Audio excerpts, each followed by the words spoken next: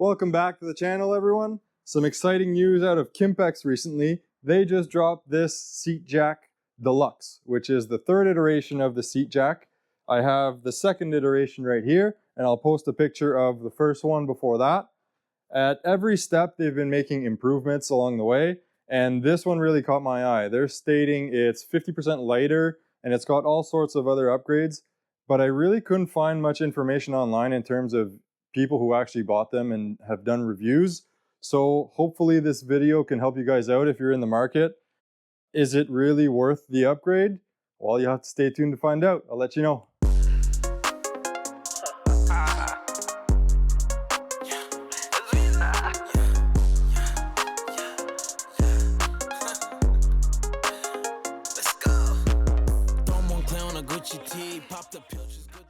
So the first thing I want to talk about is the obvious, the size.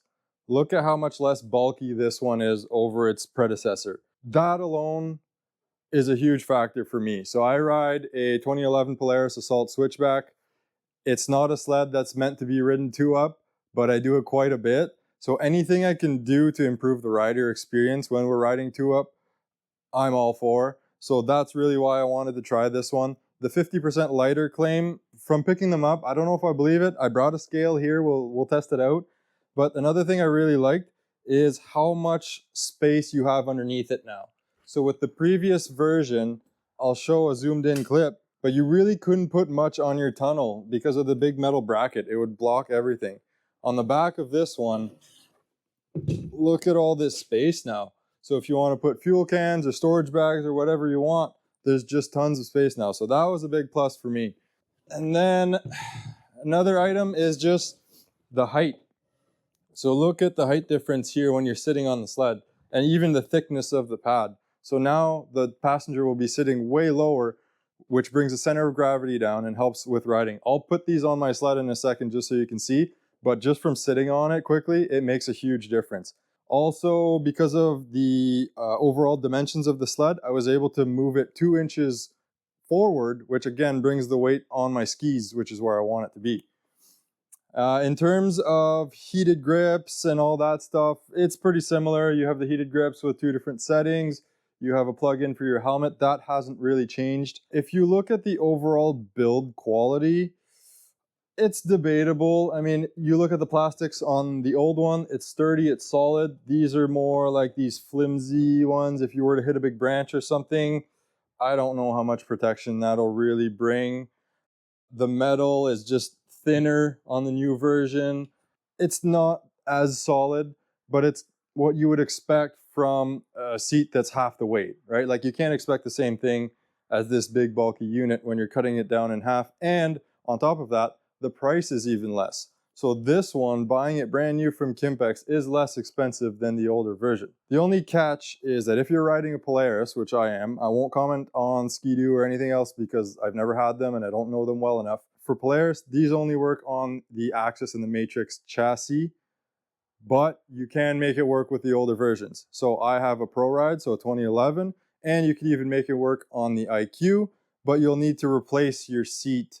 And I have a video, I'll put a link in the description on how to do that, but you can make this one work on an older sled, as I'll show you in a second. Another claim that they make about this one is that the engineers are working on more features or more add-ons for this. So they talked about a heated seat in their video, which would be a nice little feature. I don't know what else could be coming, but you know, I think they're going to start phasing this one out. So you'll probably never see a heated seat on this one. So just something to keep in mind.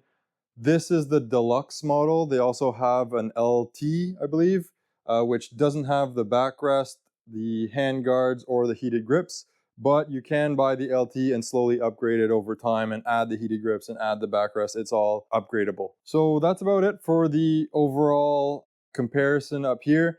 I'm going to throw it on the sled now and show you the differences once it's actually mounted in place. But before we do that, let's weigh these things and see what they really weigh. So I just have a scale here. I'm going to weigh myself holding each of these and then just see what the difference is. So let's start with the first one. And now the second one. Okay, so here's the result. Now, keep in mind, I'm using a cheap bathroom scale for this, but I re-weighed myself 3 times and each seat 3 times and made the average, although every time was very close. What it came up to was that the old version weighs about 42 pounds and the new one was about 29 pounds. So no, it's not 50% lighter. Maybe the LT version is, that doesn't have the backrest and the handguards and everything. So that's just sneaky marketing from Kimpex on that side. But it is significantly lighter. Not half, but a good amount. So let's throw these on the sled now and show you guys how they look on here. Okay, let's start with the old one first.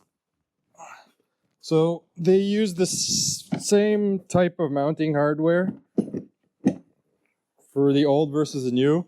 It's not exactly the same, but it's very close. You keep in mind you will need to drill holes in your tunnel, 2 holes here and here, and then it pops in and clips like that. And then you lock these into place with this little R-clip. So if you had the OEM seat from these older models, the IQ and the ProRide, you'll remember that it has a big bump here.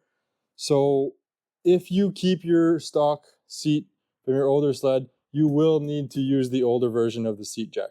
The new Deluxe model just does not fit with a big bump on the seat. So you will need to build a custom bracket up here to be able to mount this seat. I have a full video showing you how to do that. But if we look at the back, this is what I mean about this big bracket. Like, this is not a thick storage by any means, but it's as thick as I can go because of this big bracket. And you can also see the big gap up here, plus this big bump means the rider is sitting very high up there. So now let's swap over to the other one and see the difference. One thing I will say is the older model can sometimes be a pain to take off.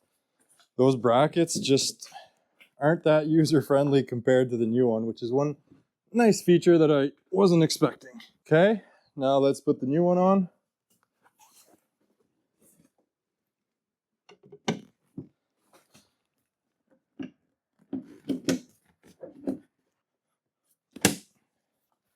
And that clips into place, and then you lock it in the back on this one. So one thing you'll notice right off the bat, the holes are not in the same place. So on the new one, they're closer to each other. I kept my mounting bracket from the old one just for comparison purposes, but I will be taking this one off, obviously. So now, look at how nicely it lands with this new seat. That's why I was saying, if you keep your old seat, this will not work. You need a new Matryx or Axys style seat, and then much lower. So this is great if you have shorter passengers or if your kid is riding on the back. They don't have to have really long legs to be able to touch the bottom like you did with the old one. And now look at back here. Look at all the room for storage or fuel tanks or whatever you need. So that's something I'll be looking to upgrade in the near future. And then the higher backrest on this one too. So overall, what do I think? Well, I think it's worth the upgrade. Just for me, just having something that's less bulky, less weight. Like I said, I have an older sled that's not designed to be riding 2-up, so anything I can do to improve that, I will do. If you have a passenger that is heavier or taller, then maybe this is the one for you. Or if you have a sled that's made to be riding 2-up and you don't care about the additional weight, then this one still works great. So it really comes down to what your goal is with your sled. What are you riding? What does your passenger look like? And then make your decision from there. Like I said, this one is actually less expensive than this one. So if you have a seat that is compatible with this one, I would say go for it 100%. If you have an older sled and you're not sure if you want to upgrade your seat and all this, then go with the old one. So I hope this helps. It's been a fun one, and I'll see you guys on the next one.